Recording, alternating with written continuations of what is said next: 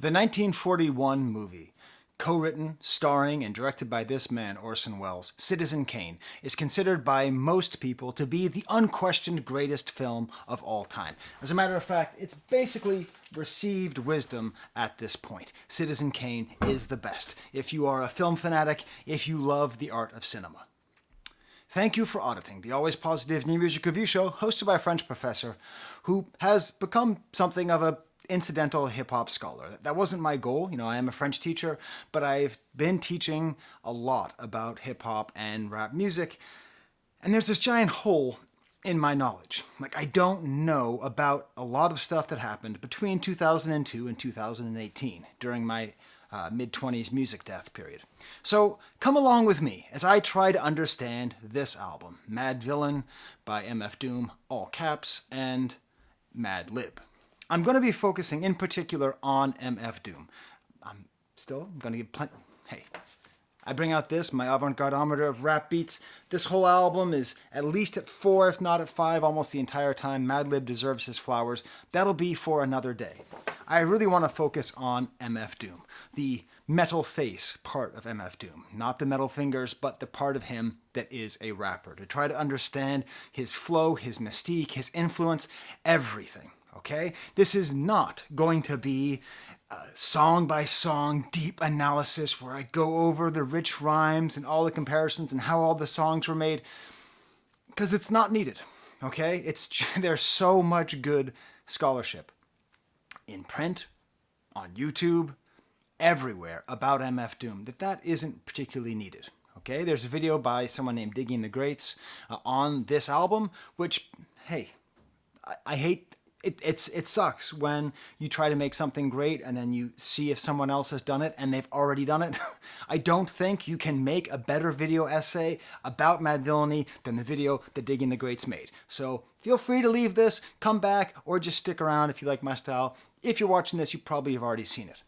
There's also books like this book by Will Hagel through the 33 and a Third publishing company, and it is excellent. What I'm going to try to do with you is I have my first impression, right? I listened to this album for the first time ever, like 3 weeks ago.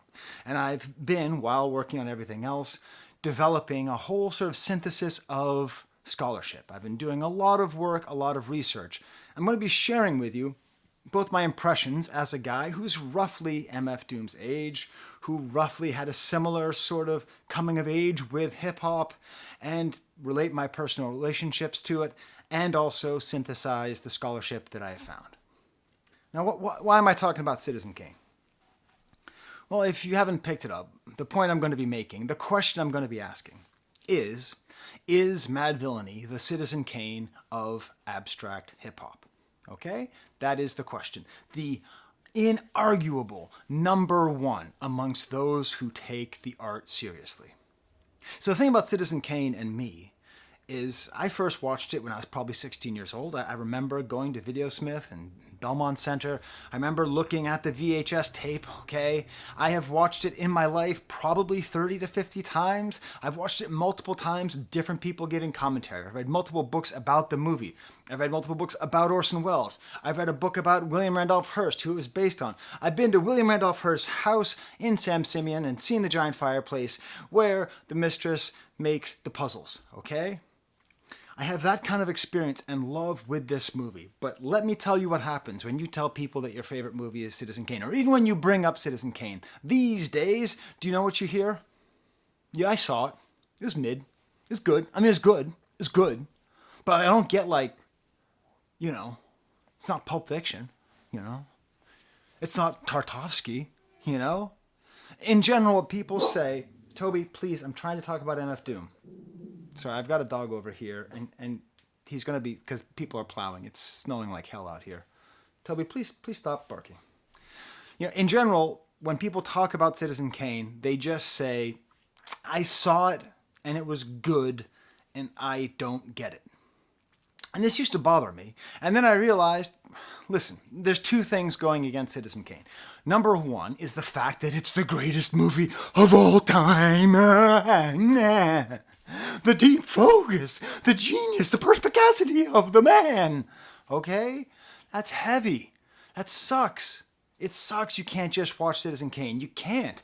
The weight of expectation weighs on you and it hurts your eyeballs and your brain. And then the second thing is these people just don't know. They haven't done the research. They haven't done the repeat viewings. And fundamentally what it comes down to is this. Either you respect the art form of cinema or you don't. And if you do, you might have problems with Citizen Kane. There are problems with it. But those problems have to come from a place of mastery. You have to master it.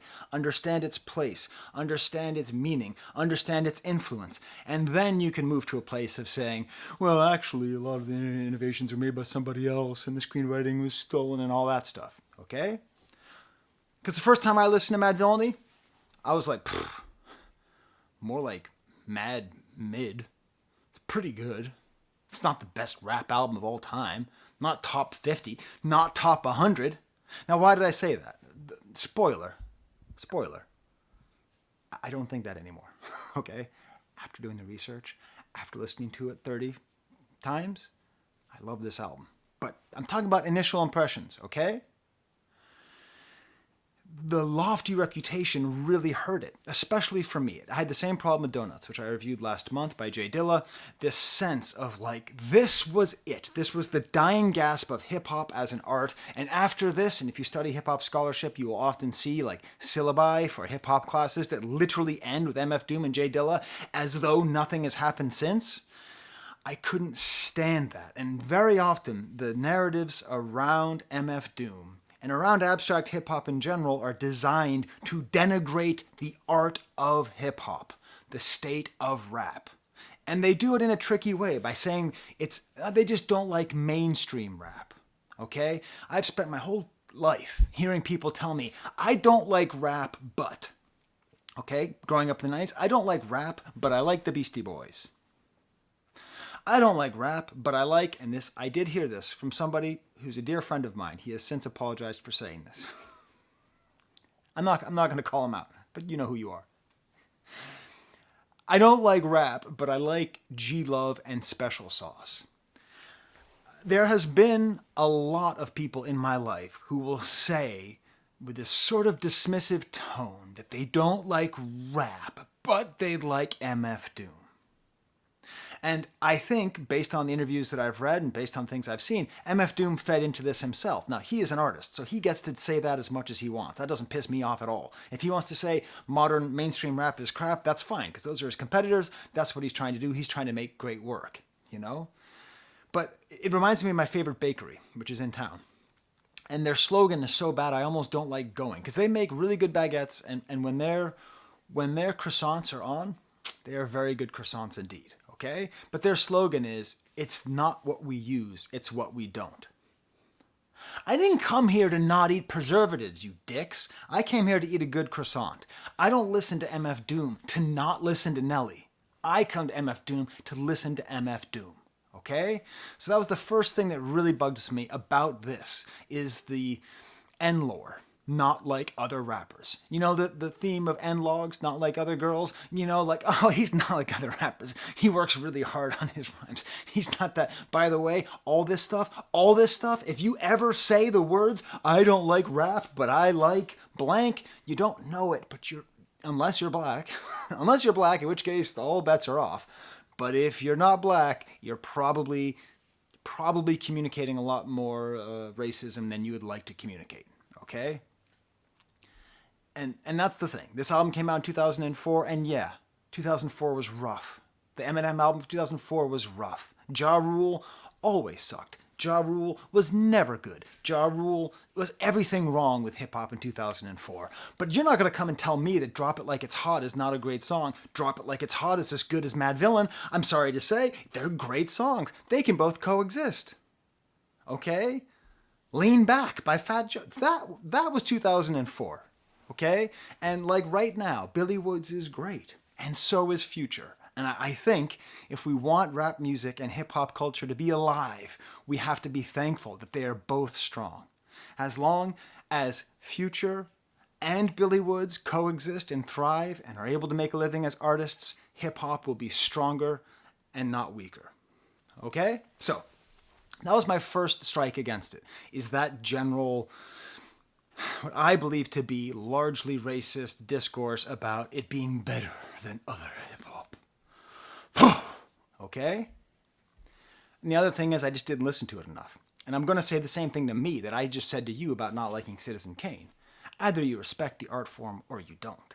Either you respect hip-hop made at its highest level by two of its greatest practitioners, or you don't. Okay? So if I want to come at you and tell you what's bad about this album, and I will, I'm going to be an iconoclast on here. I'm going to say a lot of stuff.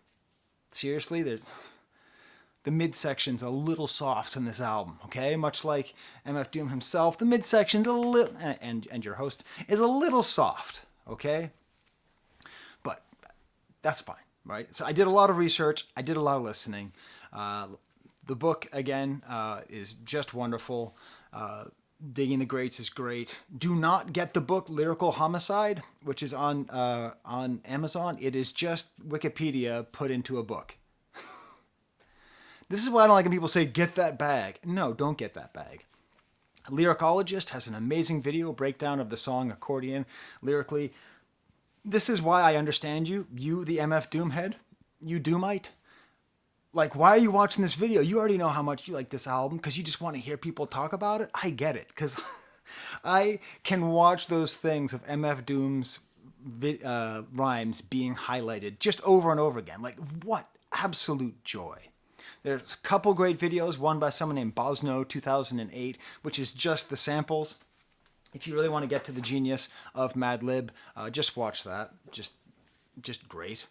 Volksgeist has a pretty good video on Meat Grinder. His stuff is a great introduction. It doesn't go quite into the depth of something like Lyricologist. There's a great British interview with him. It's really funny where he says in it, like, what are your words of wisdom? And he says, do you.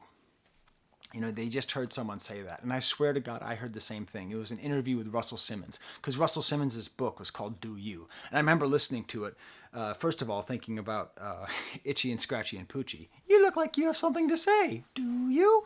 But I also, remember thinking, I didn't understand, because believe it or not, I'm super white culturally as well. So I'd never heard the expression do you as in take care of yourself.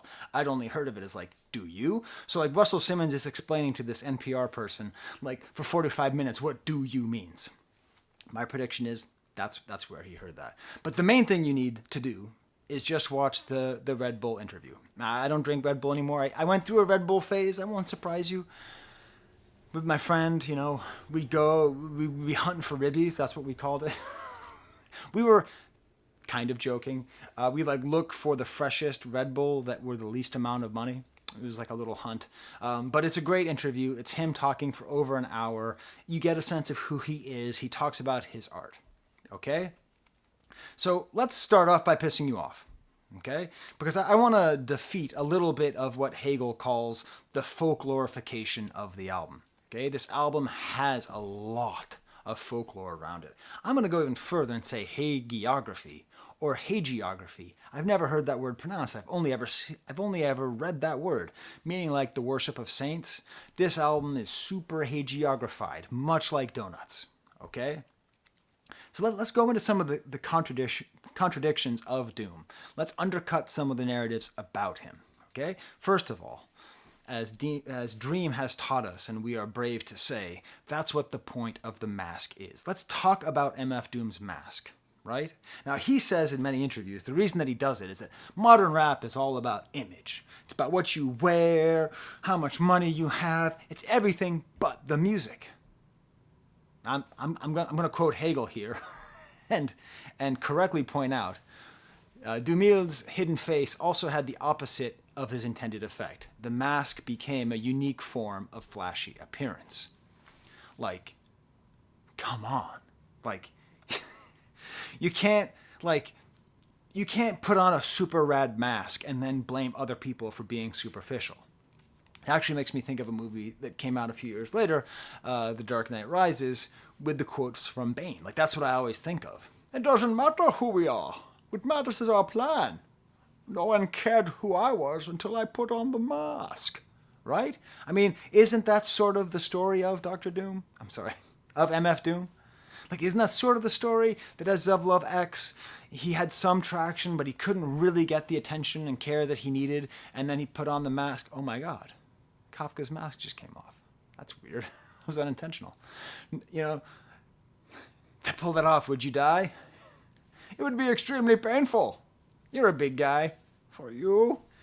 You know, like no one really, like the mask itself is a superficial reminder of why people like him. And we just have to accept that. Even Mos Def. There's a great interview with Mos Def.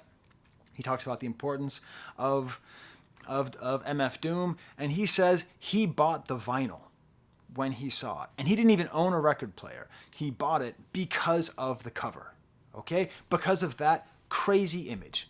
As pointed out by Hagel, taken by someone named Eric Coleman, a photographer who actually left the photo shoot thinking, damn it, I didn't get it. Egon at Stone's Throw, to his credit, put it in black and white, put that little orange square up there, and that is it, right? So we have this total paradox. It's against superficiality. It's against the sort of commercial crassness of rap music in 2004, but it is a brand. Okay? It's a brand. Now, he's not the only masked MC. Mark Hamill wears a mask, but he usually wears a Haitian flag. Now, how come it's popular, but how come it doesn't hit quite the same way? Because what is the brand of MF Doom? It's that he's a nerd, right? It's an image based partly on Dr. Doom, who was introduced in, Fantastic Four, like issue 5 maybe? I don't know. I'm not that big of a Marvel guy, right? And what this ended up doing is that having the mask and having it be great hip-hop is it ended up being an introduction, okay? An introduction to a lot of people into hip-hop. A lot of nerds, a lot of dudes who look like me and talk to me and say shit like, I don't like hip-hop, but... And so here he was, the first ever rapper to have an verse, to have the Doomiverse. The first ever rapper with multiple personalities, The first ever rapper to talk about Marvel villains in rap. Dear God, what the hell? Hey, the discourse needs to change on MF Doom. He's not. He's just not. He's not the first guy to be this guy. Okay, pal? He's not the first guy to be this guy, pal. 10 years earlier, okay? From Ultramagnetic MCs, Kool Keith came up with a series of persona. In particular, the Dr. Octagon, based on Dr. Octopus, okay? And of course, he would then go on to be Dr. Doom, okay? But this Dr. Octagon was a supervillain character. He had a lot of other personas. There's an entire Keithaverse of his kinds of characters. I have not seen many people discuss this, like, and I'm not even saying like biting or copying, because they work together, right? MF Doom and Kool Keith have done stuff together. I'm sure they're cool together. I'm not saying that we need to cancel MF Doom, but we need to have a better perspective of what's going on here. MF Doom did something in an interesting way that's very similar to someone else. I mean, in particular, this album, Dr. Doom. Now, thank God I typed this into Reddit, and it turns out the first appearance of the name MF Doom precedes this by 2 years. Okay? So, the album might have come out 7 years later or 5 years later. And of course, his last name is Dumil. Changing his name to MF Doom is an interesting... And I haven't seen this referenced either, but he's sort of taking a marker of his immigrant status, right? His last name is a sort of exotic name from the Caribbean. Exotic meaning like outside of, not seen as part of, and turning it into something cool, right? So obviously he is not ripping off this, but still, this rapper with multiple persona, who, by the way, I used to have the actual Dr. Octagon album. I don't know where it is. Someone stole it. Or I lost it. But I was actually always uncomfortable with him. Because back in the day, in the 90s, I had a lot of friends. I'm not going to call them out here. Well, you know who you are, because you got 3 letters in your name. We're still like best friends. But you used to tell me I don't like rap music, but I like Dr. Octagon. Because he would be that sort of entry point for particularly white nerds who wanted to like hip-hop and didn't want to just like the Beastie Boys, but didn't have an entry point, So what MF Doom did Kool Keith did for an earlier generation. If you haven't heard this album, dear God, first come, first serve. Listen to the track No Chorus, okay? Oh my God, there's no choruses and no hooks. Whoever did that? Okay, again, I'm not saying he's a biter. I'm not saying he's a rhyme biter. I'm saying there's other people, okay? So, but when we go deeper, let's go deeper with this, okay? Because in the parlance of our time, let's keep it a buck. MF Doom is like 10 times the rapper of Kool Keith. And I like Kool Keith, right? You see. But truly, like,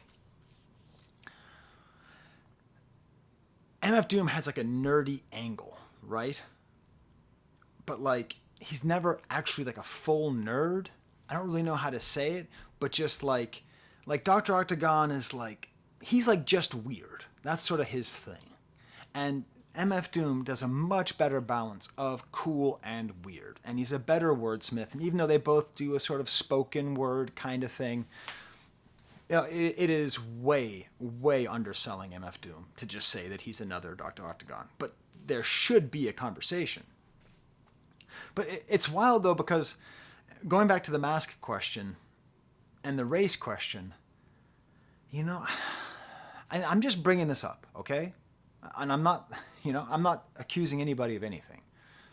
But in a way, wearing a mask also, for the white audience, might mask his blackness. And even to the point where he said about his own mask that I could be them. That's why people like his mask. So, dear God, I am not accusing him of anything. I'm not saying any of this is intentional on his part. I'm saying when we're talking about the perception of MF Doom, there's a chance that this is part of it. Now, the story of his origin is fascinating, right? Because he was in the whole band KMD, and then they got canceled, and his brother tragically died, and they were going to release a super militant album, but it got canceled. I will say that there's a lot of him where he's not really like, very political. I was sort of expecting more political stuff on this album. There's like one song which I'd classify as political. Maybe that also keeps it in that realm where it's easier for the white nerdy audience to like his music. Before I get to the album too, just one more thing about his whole persona. He's not a villain. Like, God damn it. How many videos have I watched with like hip-hop's ultimate villain? Have you heard this guy talk? He's a very dedicated family man. He's very into his craft. You know what I mean? Like, it's just the way people write about it. Like, hip-hop's ultimate villain. Like, man, if he's a villain, you know? I mean, there's some bad guys in rap music. There's some bad dudes. Anyways. So, you know, the history, it's fascinating. I didn't realize that. So the song Gas Face by Third Base, I used to listen to that song growing up. Like, I like that track. So I actually listened to MF Doom way before you did, even if you're like a big fan. Because I used to listen to that song in my brother's Jeep.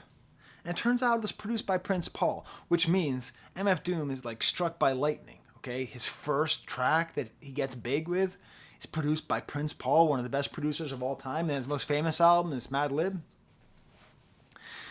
So when I was really studying this album and the way it was created, it's fascinating because I just came from the Donuts video, right? Which there's been a lot of work done to demystify, to de-romanticize that album, right? So I'm gonna make sure the speaker's off. To de-romanticize that album because a lot of it was made with a computer, a lot of it was not made in a hospital, etc. Okay, watch my video on that if you want to see it. But this album, this lightning in a bottle genius work of hip hop, the story is just not romantic at all. Not a little bit. I mean, sometimes you get this image of the two of them working at the Stones Throw headquarters, and the way that Doom describes it, all caps, that Madlib is in the basement, and then he's on the porch, and he's writing rhymes, and Madlib's in the basement. But even that was like not most of it. According to Hagel's book and according to other sources, he was like in Georgia with his family because he's just like a family guy. He's just cashing checks. He's just a working artist. And sometimes he has to go out to LA and put down a couple beats, and sometimes he doesn't. And to me, that makes me love this album more. That makes me love this man more. Because I want more artists like that, okay? Probably, perhaps, the most revolutionary artist of the 19th century was not Van Gogh. It was a guy named Manet, who helped to break a lot of the pictorial traditions of 19th century France and Europe. And he considered himself a worker who just went to work making paintings. It happened to be that he made Déjeuner sur l'herbe. It happened to be that he completely broke the art world in two. But he was a man who went to work. And this album, a lot of it was made by mail, sending beats back and forth by mail. Okay? Like, a lot of the beats on this album, again, this is according to Hegel, were just Mad Lib's just leftovers, just beats he had lying around. And of course, Stone Throw Records deserves a lot of credit. They had the vision. They knew they had to get them together. They had to get Madlib working. They had to get Doom with him. They had to figure out, they had to raise the money. They had to sort of not really trick them, but sort of like keep pulling at Doom like a thread until they got the whole sweater. You know, they had to do that. But that, to me, is the genius of this album, that it's not them sitting together or even them sitting apart. They just one of my favorite, my absolute favorite sneaker commercial was for Adidas, and it was with Antoine Walker, a great player of the Celtics, and he says, I'm employee number 8. I make baskets.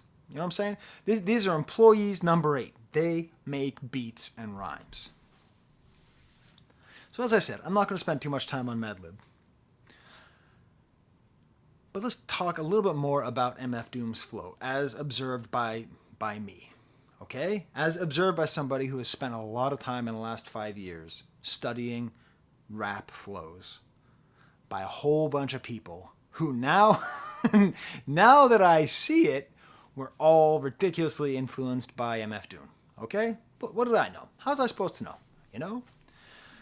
Idiosyncratic word selection, at times almost word salad, but done with such expertise and style and joy.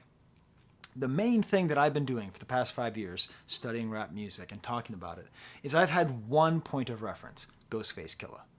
God damn it. I should have my Ghostface Killah CDs up here. Anyways, imagine I'm holding up Supreme Clientele. Both hands clusty. Okay, imagine I'm holding up Ghostface Killah. Like, I always compare anybody who has an idiosyncratic word selection, a relentless flow, and a expertise and joy and love of words as being Ghostface, the kind of talking loud and saying nothing. The best way to think about it. Ghostface Killah says with words what Jimi Hendrix said with guitar notes. So it's like he's not saying anything. Jimi Hendrix isn't saying anything when he's playing Machine Gun or when he's playing whatever, the solo to Voodoo Child, right? He's not saying anything. But dear God, if you don't feel something, dear God, if he's not saying something anyways, that's the Ghostface Killah style.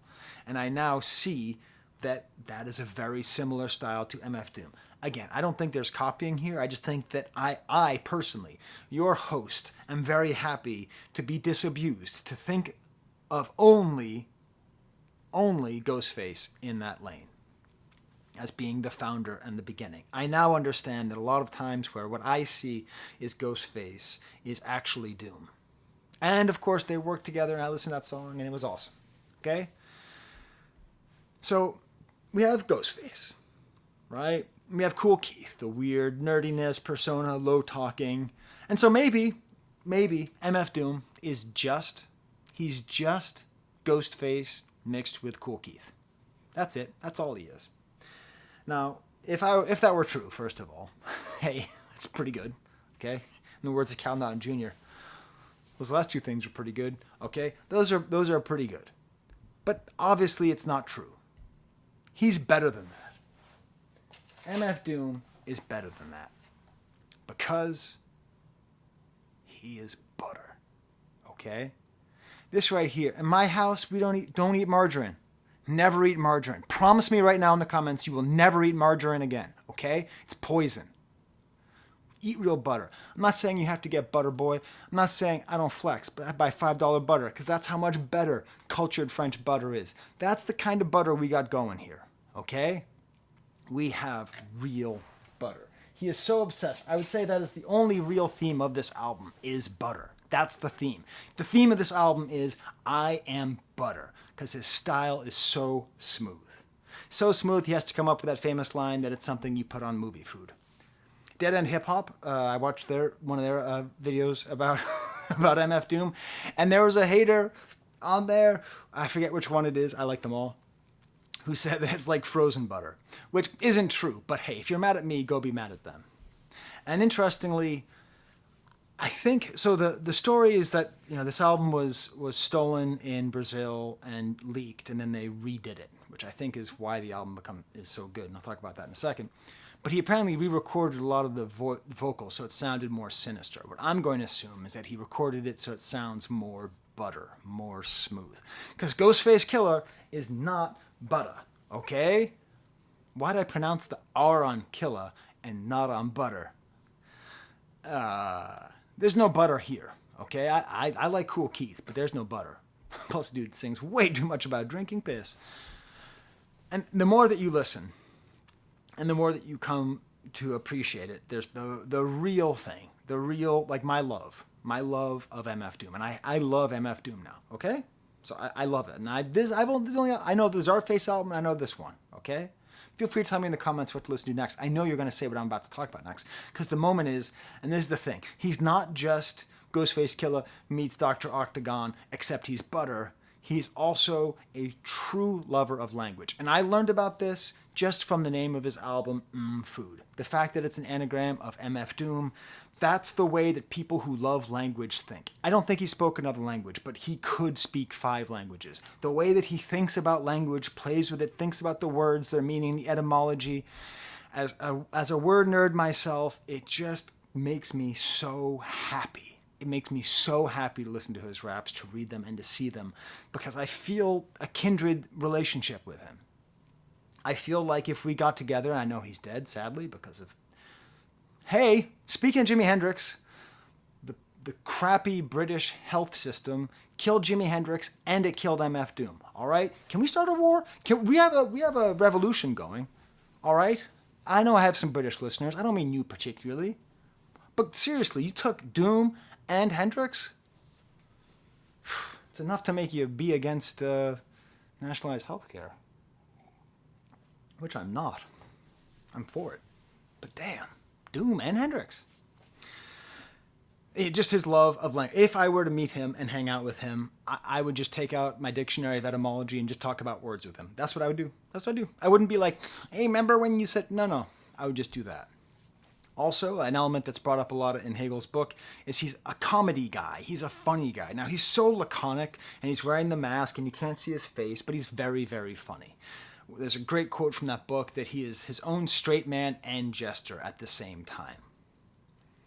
The other thing that comes through in the Red Bull documentary interviews, he's just a nice guy. He's always talking about his family, and he says thanks. Everyone claps after every song they play, and he says thank you. So come on. I'm not saying what rappers do that. What artists do that? What artists say thank you for clapping when they're played? Another thing I really appreciate from that interview is he talks about his love of Zulu radio. So he listened to the radio. And so I'm going to be teaching my hip-hop class soon, like next week, right? I teach a class on rap music and hip-hop culture. I try to do it every year. And, the whole beginning section is about the 4 things of hip-hop. And that's part of what makes him great. That's part of what makes him one of the last real hip-hoppers, because he did graffiti. And I don't know if he did breakdancing, but he definitely did MCing, and he definitely did DJing, right? So he is connected to that whole thing, and the fact that he came into it from listening to Africa Bambaato's radio station. So is it Citizen Kane of abstract rap? I mean, who else would it be? What? To Pimp a Butterfly? Illmatic? Miseducation of Lauryn Hill? I don't know. Let's think about it. So, maybe is it the Citizen Kane of abstract rap or of rap in general? Is it possible this is the best rap album? Point final. I don't see that argument very often, but I do often see the argument of abstract. I don't like the term abstract rap. I don't mind alternative rap, but abstract, it's not that abstract. Okay, maybe it is. No hooks, weird sounds. I don't know. But in order to really understand the Citizen Kane question, you have to understand both sides of an analogy. Okay? And obviously there's a lot of differences, right? I mean, because Orson Welles was younger, MF Doom was older when he made it.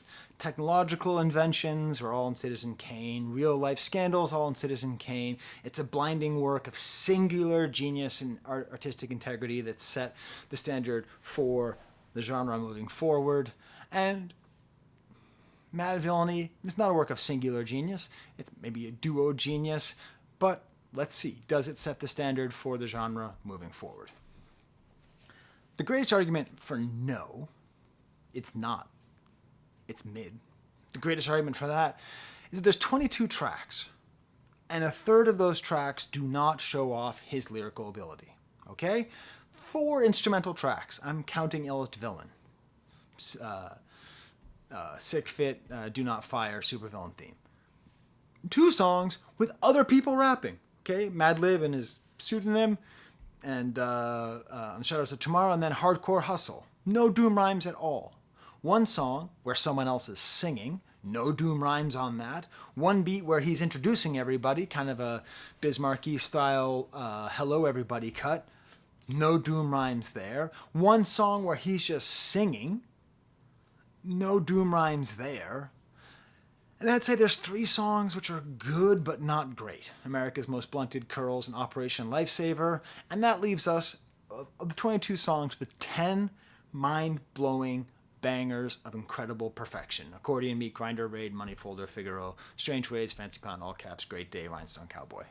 Okay? So that might be a strike against it. But it's not. Because that's the beautiful thing. Because they had the album stolen, they had to make it something different when they released it. All those other tracks are good. They build out the album. They make it feel bigger than just jokes and jokes and jokes and jokes and rhymes and rhymes and rhymes and rhymes. It makes it feel like a whole experience, even when you have to listen to somebody else rapping on this album. God damn. I would be so mad if I was like a big Doom head and this came out. I'd be like, who is this person? Why are they rapping? You know? And some of the instrumental, okay, one of the instrumental tracks is like my 3rd favorite song on the album. So, you know, what are you going to do?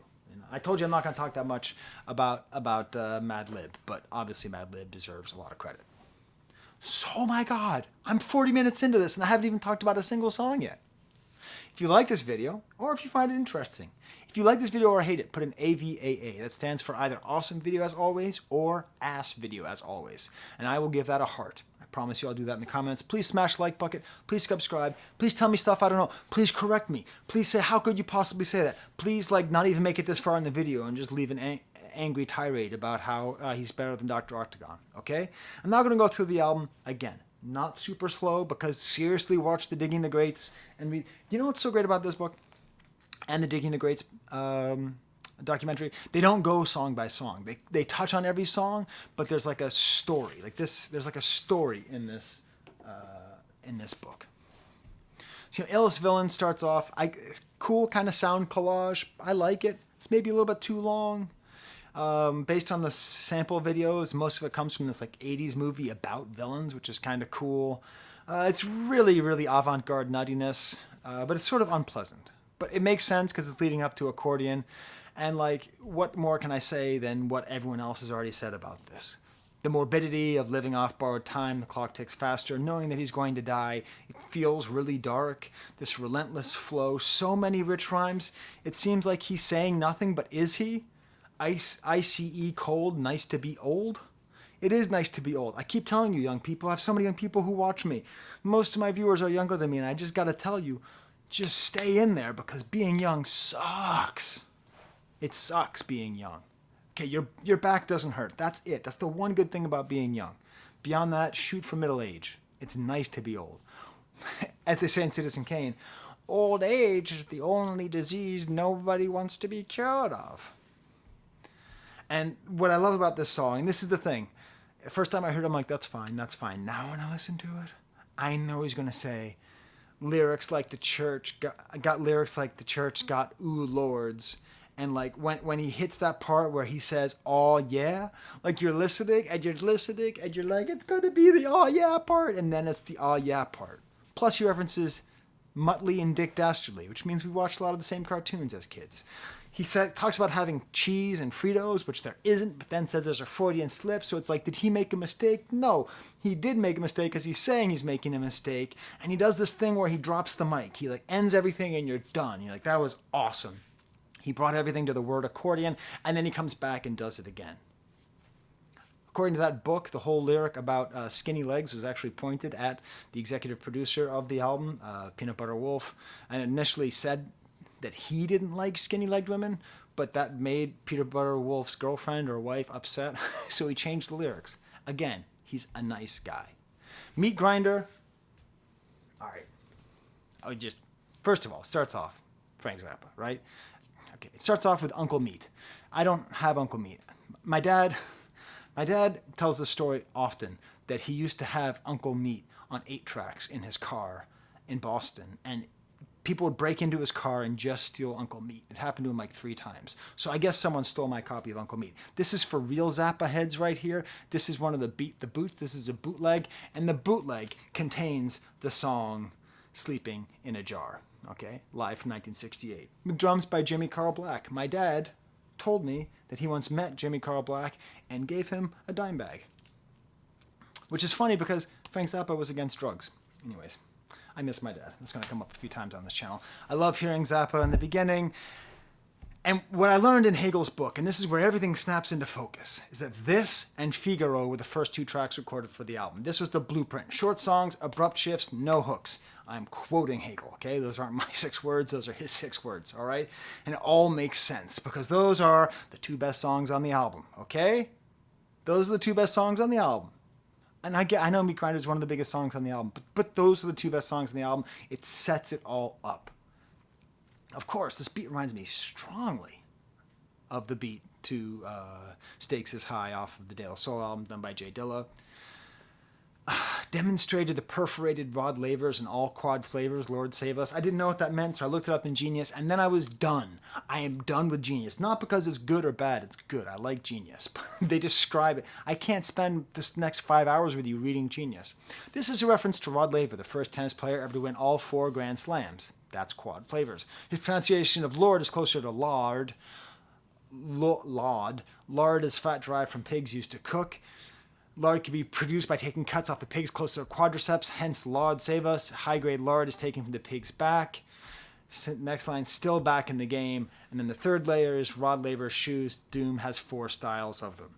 All these different things, all that kind of fun. I love it. I love it. But that's not for you. You go have fun finding that. I'm going to look at it. You look at it. We'll get back together again. And just his use of onomatopoeia, I guess Bismarck used onomatopoeia, but I think his Doom's uses of onomatopoeia is just amazing.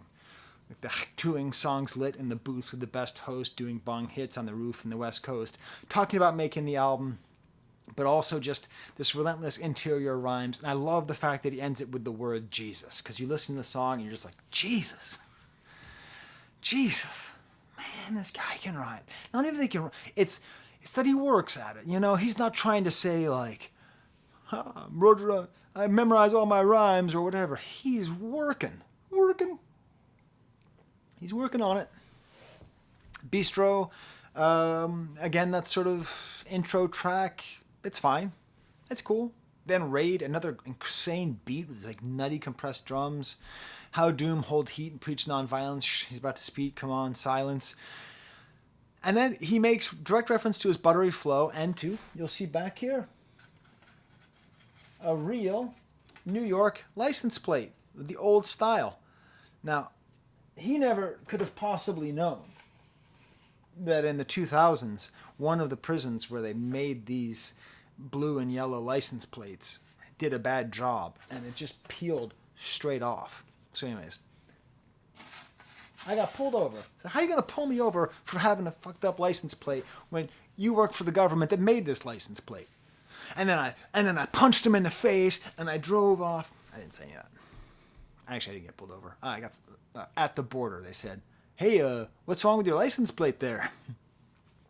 About the buttery flow, needs to cut the ego tripping, mellow fellow, ripping flows. Yeah. Since New York plates was ghetto yellow with broken blue writing, this is too exciting. And then there's another guy on here, another rapper who's fine. But I don't care about other people on this album, so I'm not even going to talk about them. But Madlib goes super nutty with the ang, ang, ang sounds, which I think come from George Clinton. Then we get to a real low point on the album, America's Most Blunted. Oh, you're mad? You're so mad at me for saying that, but I'm sorry. I'm not into weed rap. I watched some documentary, I forget which one of you it was, who were trying to say that like weed raps were like innovative and interesting. Oh my God. Weed raps are so done, are so boring. There's nothing transgressive. I mean, okay, people like weed raps, that's fine, but don't pretend like, wow, nobody was doing this back then. Man, it was pedestrian. The thing I like about it, though, and this is if you actually study what he says about cannabis consumption, even though the song is literally a PSA for using marijuana both while making and listening to music, he says sometimes you might need to detox. It might help you with your rhyme flow and your beatbox. Then there's some Fat Boys. I have some Fat Boys cassettes up there. Damn it, I could have also shown you my Fat Boy cassette. I believe I have Crushin' up there. You know, and like that's what he actually said in real life. If you watch interviews with him, there's an interview with him on Much Music from Canada. Speaking of Canadians, when I'm smoking, I can't write at all. I mean, I'm smoking. I got a blunt in my hands. I've only got two hands. So he actually doesn't write rhymes while smoking weed. In that British interview that said, how do you relax? I was expecting to be like, I roll an L. No, he says he has quiet time with his daughters. According to Hegel's book, he actually, Hegel, right? Is it Hagel? I apologize if it's Hagel, Mr. Hegel. I did email him earlier, and he's a very nice guy. So I should have asked. Doesn't matter. I'm going to guess Hegel. He criticized Madlib for smoking too much weed. So there you go. You know, that's revolutionary. Suggesting maybe don't smoke so much weed is revolutionary. Sick Fit is the third best track on the album. God damn, it's so good. This is so good. This is so good. Tell me. Go ahead. Tell me. Tell me in the comments. Tell me in the comments, what do I need to know by Madlib? He was not on my top 5 or even in my honorable mentions in my top producers album because I just don't know his work well enough. Tell me. This is that soft middle of the album I'm talking about. Because then coming up is Rainbows, which is interesting because he's singing. As Hegel points out, this is an anomaly on the LP, and he says also in his discography.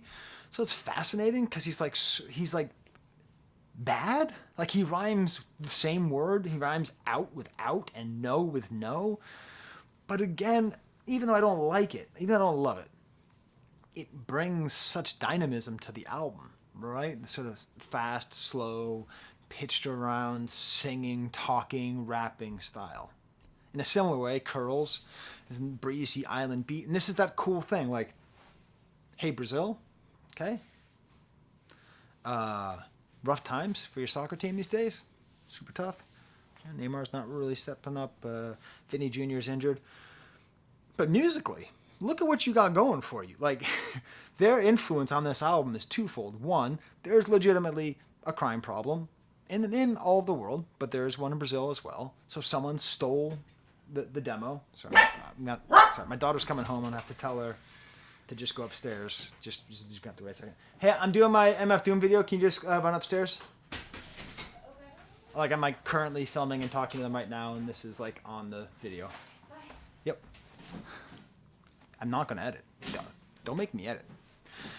You know, so first of all, and the baby's sleeping. The baby's sleeping.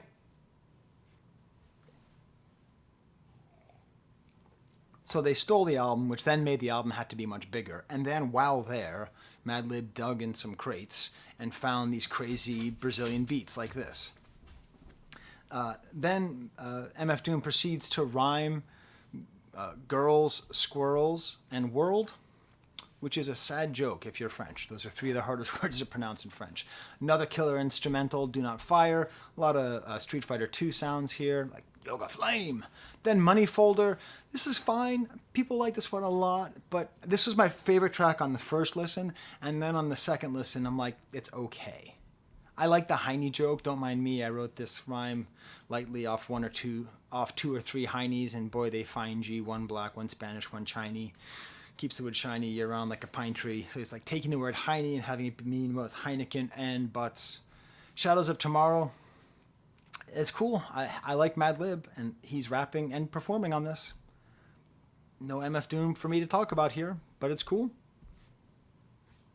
Operation Lifesaver. Okay, so he's back here too, okay? I will always talk about the importance of Biz Markie because I think he is awfully slept on, okay?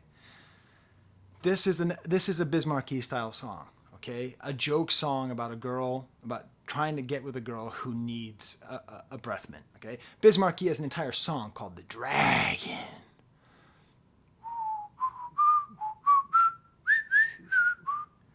Toby doesn't like it when I whistle. You got to listen to The Dragon. It's a whole joke song. This whole song's a joke. It's a fun joke. And he gets to show off his crazy rhyming skills. Okay, won't rest, fellas, don't fess. Some of them need just eat the whole thing of crest. That is a Biz Markie style punchline. And then how do you know that it's Biz Markie like? Because I am the Magnificent. That is a sample that Biz Markie made famous off of his first album. That's like the way Jay Dilla communicates with you by putting on the same sample that's on Welcome to the Terradome on Donuts. It's communication between people who know this shared rap history thing. I am the Magnificent is telling you Biz Markie. That's what that says. And while we're at it, we also hear The Adventures of, which was first sampled by Schoolie D, who maybe was the first rapper to use like 80s cartoon sounds in his rap.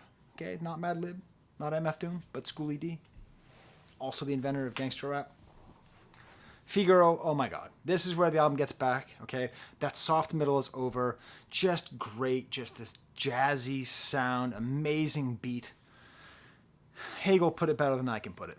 Switches up his style enough to lure in passive listeners while delighting those who study him. That's how I feel. Like the first time I listened to it, I liked it. And then the 30th time I listened to it, I was just like, the rest is empty with no brain, but the clever nerd, the best MC with no chain you ever heard. Take it from the Tech 9 holder they've bit but don't know their neck shine from Shinola. Everything that glitters ain't fish scale. Let me think, don't let the faint get Ishmael. Just beautiful. Just all these lines and lines. And again, it's the Ghostface style. It's talking loud, saying nothing, you know. Coast to coast, Joe Smooth flows ill, no chill. I mean, go chill, not supposed to overdose on no dose pills. Talking about Worf and Starfleet, real nerd stuff, you know. But the best part, what he does here, is he gives you respite. So he does like words, rhyme, and then the little, where am I? Go, Figaro, rhyming, go with Figaro. Genius is wrong, by the way. Genius says this is a reference to the Marriage of Figaro by Mozart. Common mistake. There is no Figaro in Mozart's Marriage of Figaro. Great opera. It's connected to the same story. So there's multiple stories about the Barber of Seville. And it's the opera The Barber of Seville by Rossini that contains Figaro. Not to be confused with the Marriage of Figaro. Again, based on the same series of French plays.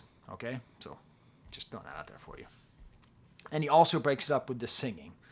Doom sings soprano like una dociano, not the actual word for two, but just absolute perfect. Like he knows that he's going to make you work so damn hard, and then he lets you take a break with Figaro, and then you work so damn hard, and then he takes a break with uo duociano, hardcore hustle. This is not the Wild Child video, so I'm not going to talk about it. Strange Ways, super duper insane beat, rising and funky, just. And then this is that political song, right? Which is kind of fitting today. In a lot of geopolitical conflicts that we are currently living in, I think you could apply these lyrics to, but I'm not going to say which ones because I don't want to be overly political, but maybe I'll be subtly political. Only one side is allowed to have bombs. It's like making a soldier drop his weapon, shooting him, and telling him to get stepping.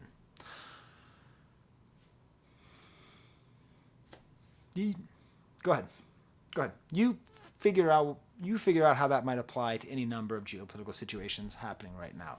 It ends with a quote from this cartoon where they take everything literally that is said. And I saw that cartoon when I was a kid, and I thought it was the damn funniest thing I've ever seen. So me and Madlib, we watch the same cartoons. Fancy Clown, this features his other persona, Victor Vaughn, and it makes sense. Like, the first time I listened to it, I'm like, this doesn't make sense. And then now I've listened to the album enough, I'm like, of course, that's not Doom, that's Vaughn. That's a totally different guy. I don't know how he does it. You know, I mean, Cool Keith, there's no question. Like, when he's Cool Keith, he's talking about drinking piss.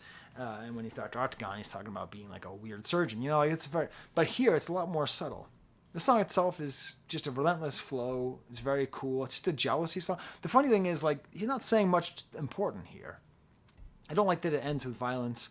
Based on the Hegel book, by the way, I gotta keep pushing this book because it's a very good book. And it's like, what, $12, something like that.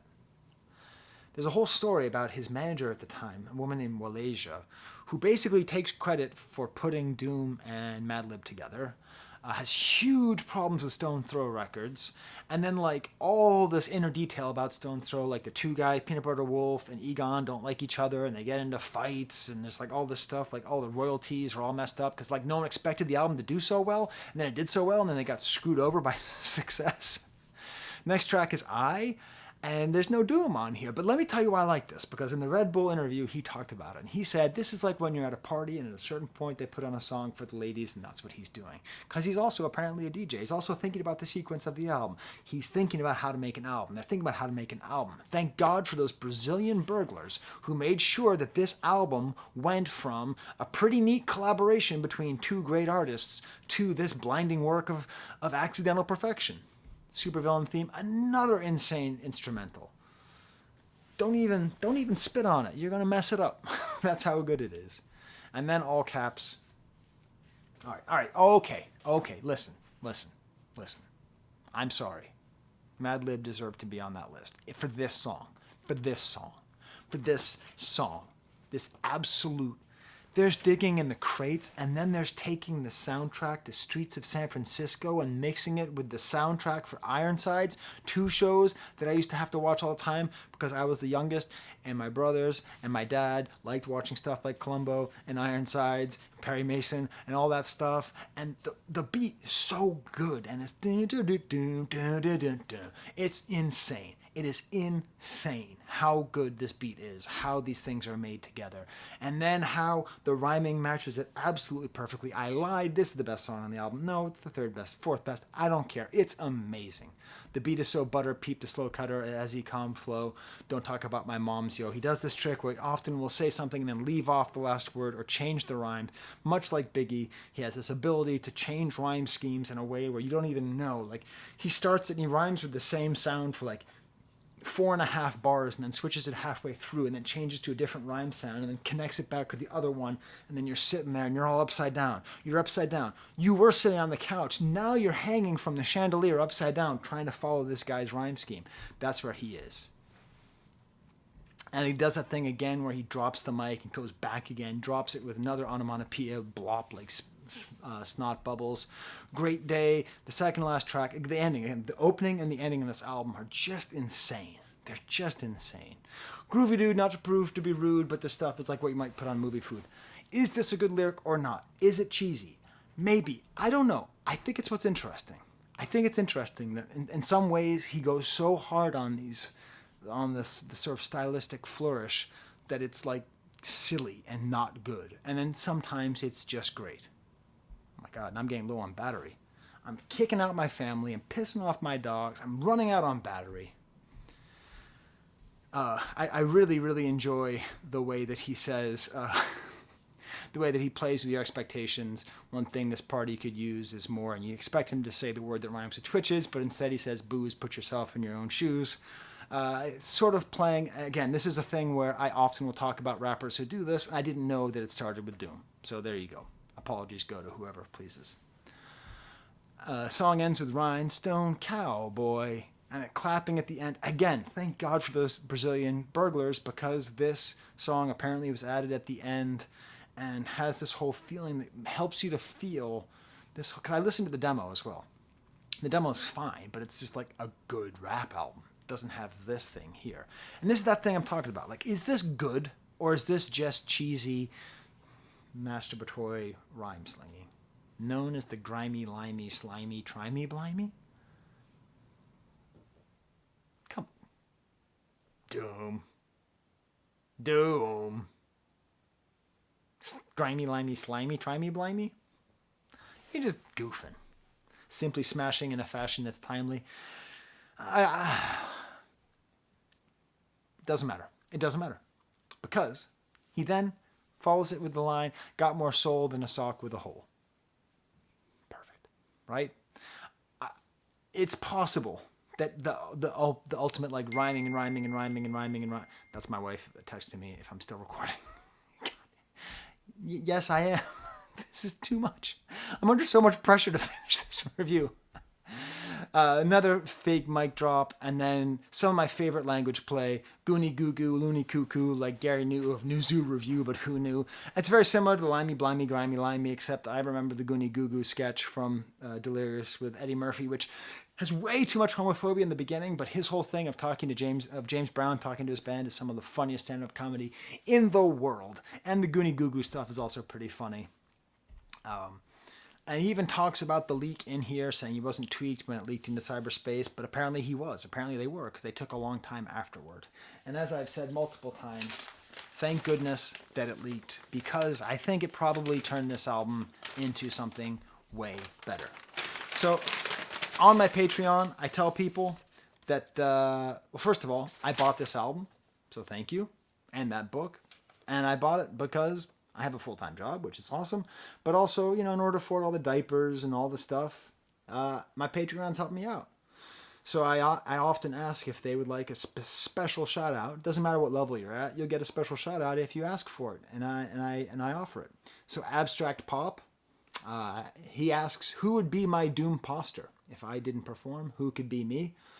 I don't know. That's a tough question, because I'm arrogant enough to think that no one does what I do. But you tell me in the comments. Damn, that's arrogant. Carsick wanted a shout out.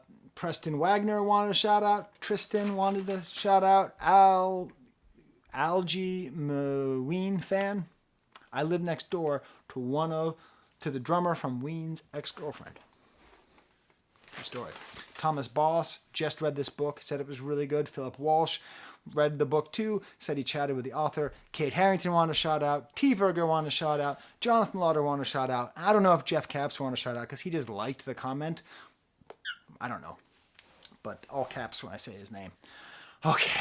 So until next time, everybody, tell me what did I... Oh, what's my conclusion? Is it the Citizen Kane of abstract hip hop? Yeah.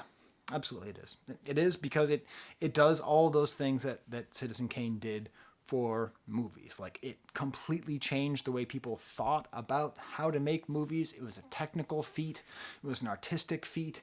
And it was the bedrock upon which so many people would go on to form their concept of what the art is. To the point now where I'm sure there's going to be people who are influenced by MF Doom who've never listened to Madvillainy. Okay? The same way there's people who make movies now who don't even know about Citizen Kane and its influence. I think it is. It's kind of a stupid question, though. Just trying to find a hook to get you in here. All right. Until next time, there's the camera.